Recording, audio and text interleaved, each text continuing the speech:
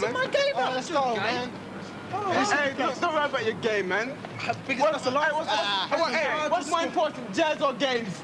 Hey, look. Hey, we just passed it. No. Hey, get in the mode for jazz, right? Get in the mode for jazz. Get in the mode for jazz, yeah.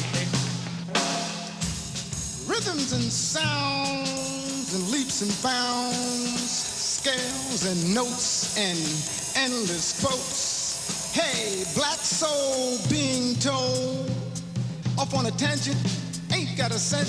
Searching, soaring, exploring, seeking you shall find more time to find who, how, where were you? Growing up, that's us smoking, cooking, hard boiled like a cobra call, blowing your mind at different time, digging up, driving, conclusions. Jazz is cool, that's the truth. Dig my proof, rhythm and swing, doing your things, spreading the news by way of the blues.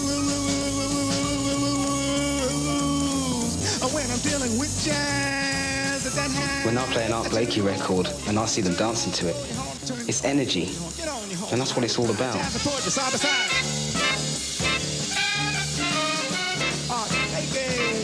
Jazz Messengers, big hand Art Blakey The Jazz Messengers. All right, cooking with jazz.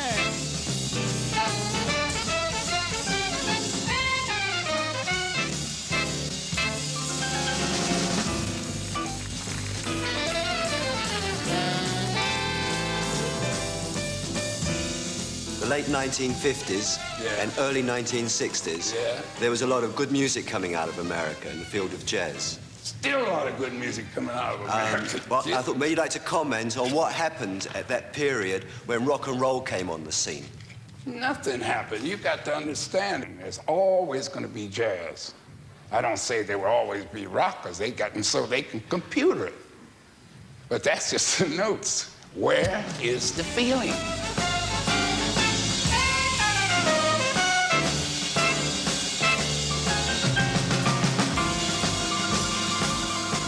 The highest form of execution on a musical instrument is jazz.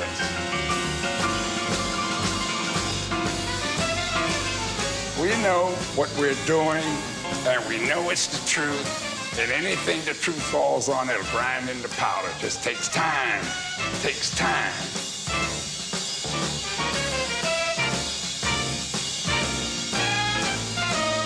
You know what Art Blakey's beat was? Oh, man, you should hold us together, man. Hey, you the only one I know ever got Art to play shuffle like that. Oh, boy, you can hit it, brother. I know you can. Oh, man.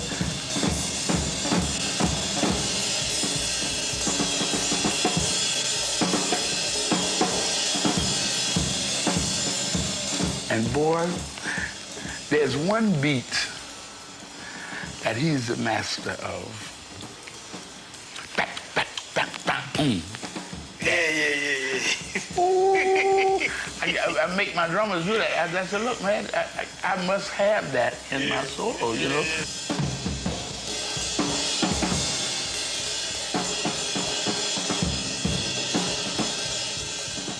And he'll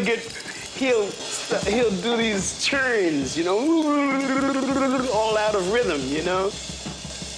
And he might do this churn for so many beats, you know, but when he comes out, he's always right on it.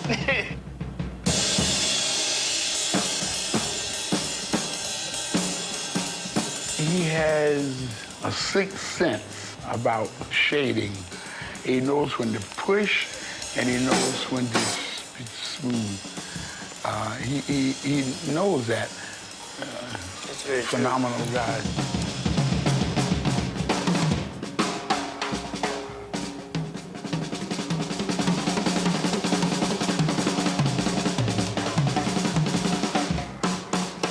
He has a way of doing a roll. Press roll. Ooh. And it's like somebody standing up with a rubber band, you see? And as that roll is going on, you pull it out like, pull it out this. And when he lets go, the world knows that's where the beat is.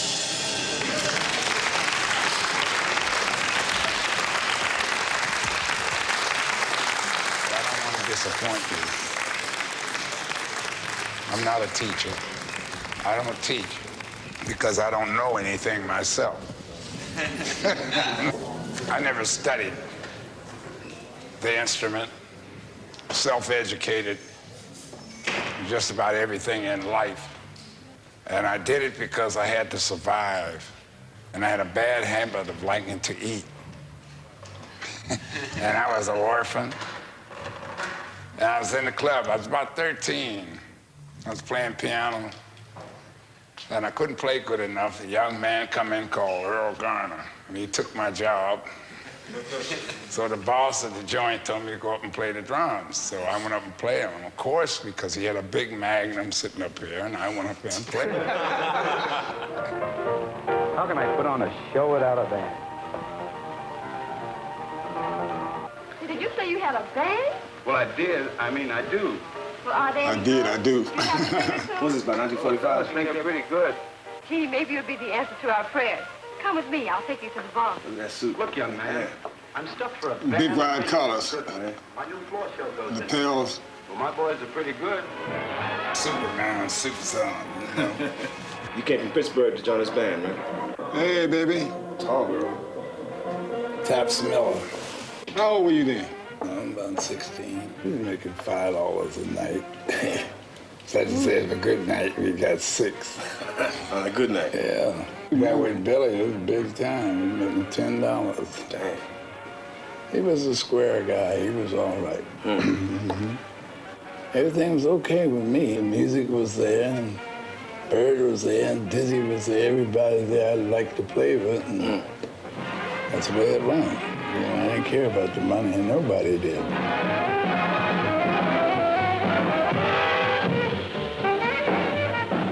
I used to sit next to the drums. Man, so you ain't missing it? Yeah, we going all the time.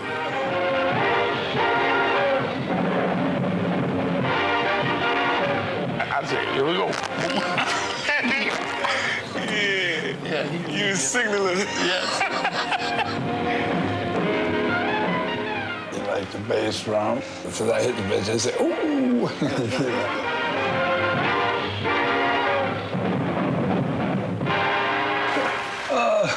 That was the ball. Dizzy's a great teacher, you know, and he knows a lot about rhythm. That's what makes a great musician. And Dizzy had a way of explaining it to you. So that's the way we came along, you know. And just listening to him, everybody had something to say. I think he had a lot of influence on all of us, all the drummers.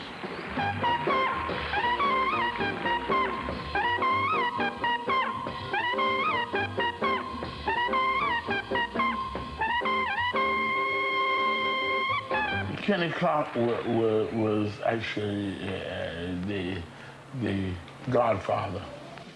Kenny was developing, at the same time I was developing.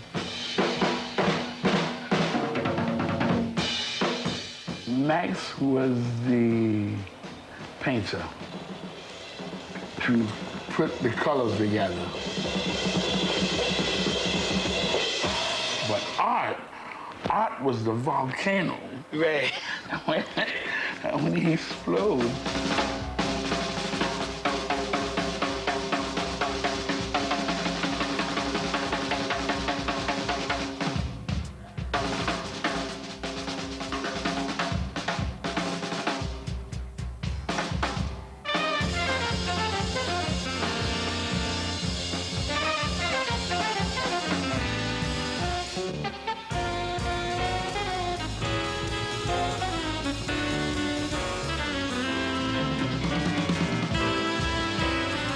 You know, you can depend on that beat. You know, it's really beautiful. Because he knows where he's going. All the time. That's right, all the time. It don't mean a thing if you ain't got that swing. That's all I know. I know how to do that. I can swing, you know. And I make a musician, if he's up there blowing, he better blow or get off the stage, and that's the way I play from my heart.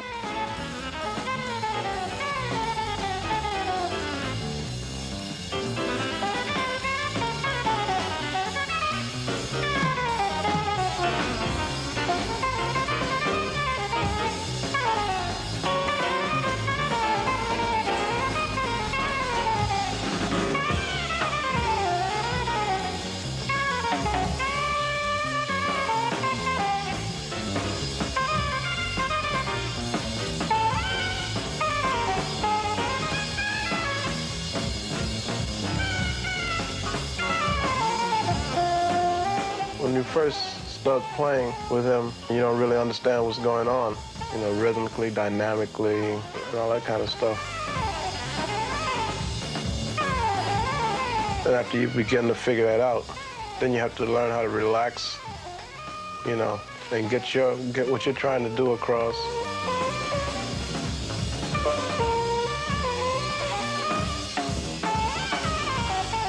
You know that you're doing something right because he'll support what you're doing. But you go in a certain way and he say, okay, that's the right way. But he may do something to say, try this.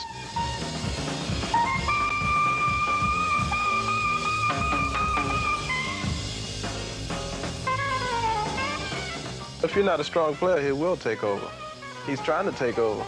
And if he does take over, that means you got something to work out.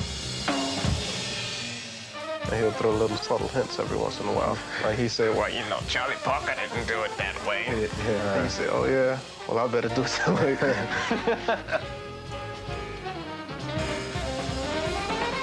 When I came to his band, I was playing smooth and warm and flowing. I guess he got tired of smooth stuff. He wanted a little fire. Yeah. And he did one of his famous drum rolls for the turn back, you know, 4 bars before you go to the next chorus, and I disappeared. And after he came on the chorus, bam! Get out of that hole. You're supposed to be a musician. You're a musician, aren't you? Yeah. Charlie Parker used to be man, I ain't Charlie Parker. But I mean, you know, but he's, you know, he had a way of telling, to make you what you are. What he's done with Wynton and Terence and everybody, you, me. He brings you out.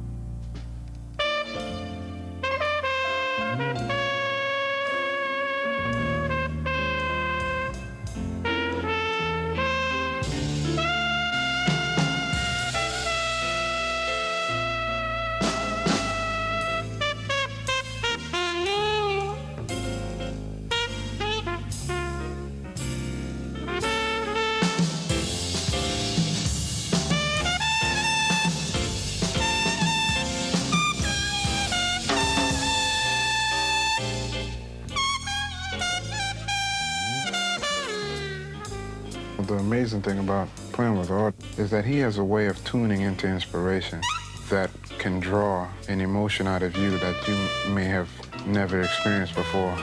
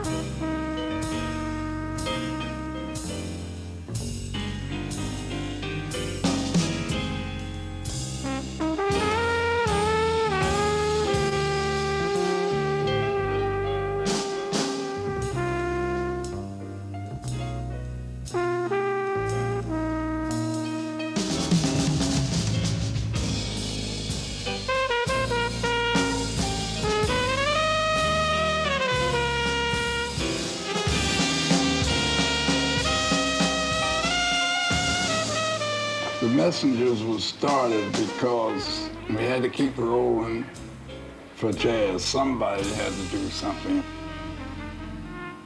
And somebody had to keep the store.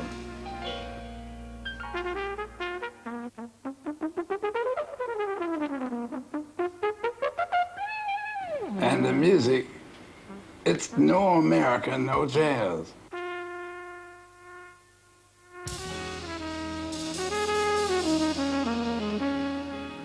And it's the only culture that America has brought forth. The only thing. Everything else comes from another continent. Everything. But it so happens the jazz comes from the black people, and they should know about it. After the 50s, they know less about it than anybody in the world, I think. It's very important that we keep this going, because this is the music from our culture, good, bad, or indifferent. I think the most important part of Art's career is his debut as a leader. Oh, you mean with the Jazz Messengers? Yeah, with the Hank and Horace. Yeah, so he had some beautiful musicians. When you think of the players that have come through this band, how Let's they name sound. some. So I start with Clifford Brown. Let's start from the very beginning. Yeah, Clifford. Horace Silver and Kenny Durham. Yeah, Kenny Durham, right? This is the beginning. Yeah. Horace Silver. Oh, these are excellent albums.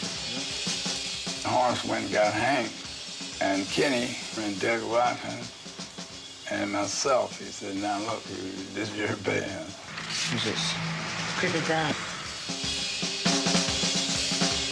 Then Clifford.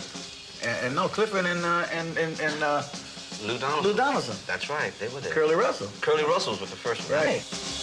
You know, it went on, and Horace left, and they left, and I just kept going. Right. Kept going. The most important thing is to keep going.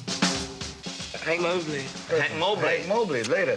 Right. But I'm saying, all these players, Hank used to play so soft, I had to bring him here. So introverted, you know, like myself. I was a terrible introvert. You wouldn't believe it, dog, would you? Art, it makes you get your thing together.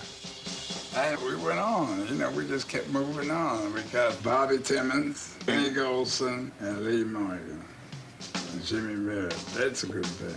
Yeah. They came out with the Blues March and Moanin', which we never got away from. Right. Let me see this Moanin'. Boosting sound. One, that's the one. That's the tune. That's the one. Benny Golson. Lee Morgan. Lee Morgan, man. The trumpet players sound like a who's who of music. Hubbard. Ah, this is where Hubbard comes in. Freddie Blossom, Lee Blossom, everybody. You got it with Art. Yeah, who else did he have back then? Did he? Oh, no. Name any trumpet player. Yeah, right. He had it. Yeah, he did. He really did. You see, this one with Thelonious Monk, they're really good mates.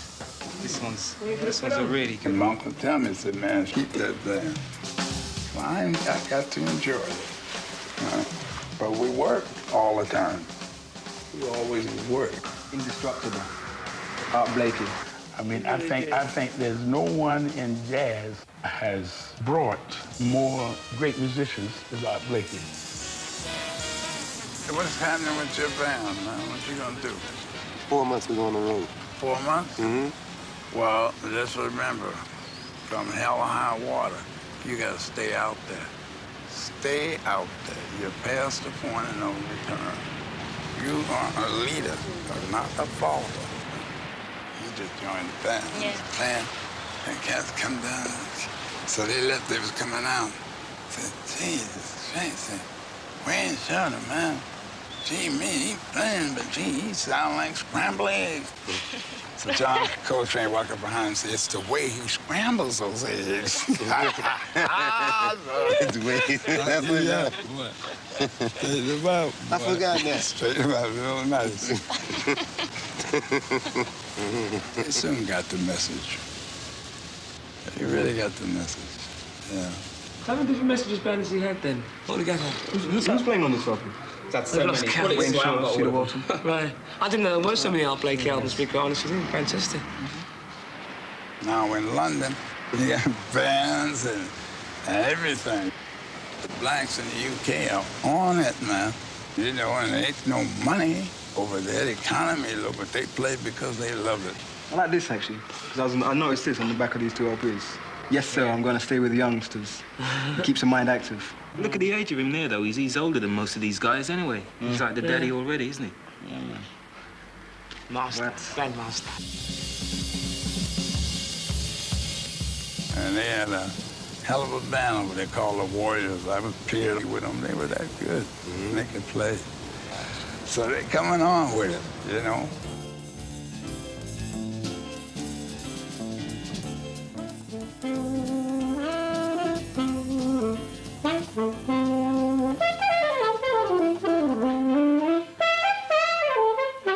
We used to do Wheel Within a Wheel when I was in the band with Art.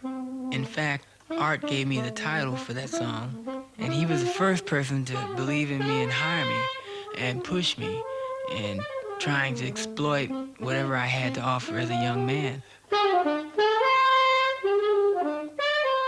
When I heard that Art was going to do this week clinic in London and work with the young British musicians, that was naturally a thrill to be working with him again. And I thought of Wheel Within a Wheel to play.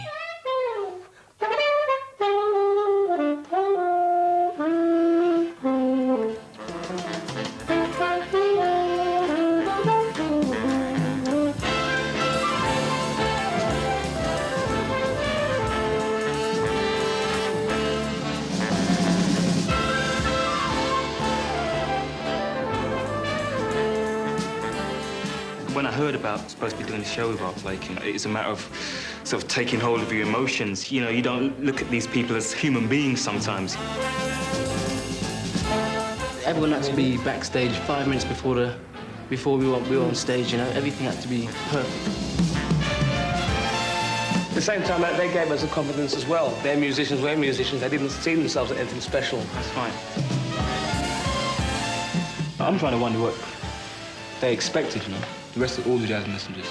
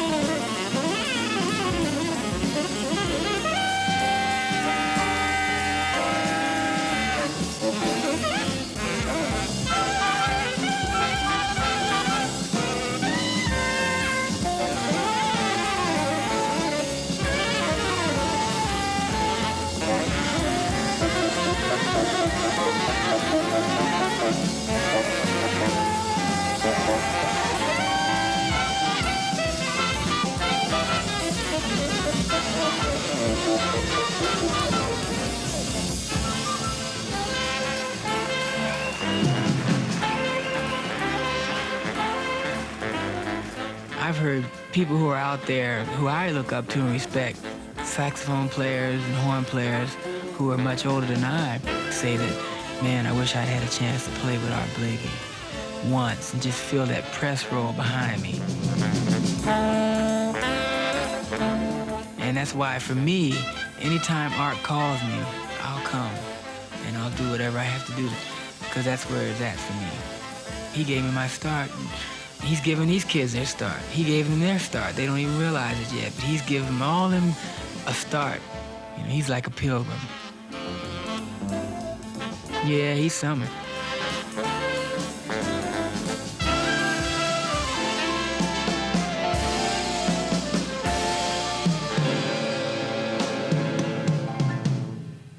But these young British musicians, it's amazing how they could even get it together because there's no environment for them, really. They've created their own environment over there. So these kids, they're just confirming everything. But it must be nice for him, like, coming over to England and seeing a bunch of young black musicians playing, obviously, you know, learning from his records.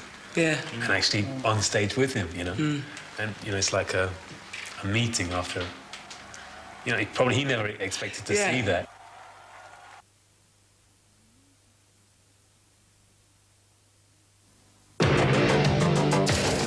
I move with the times, with progress. I expect high performance.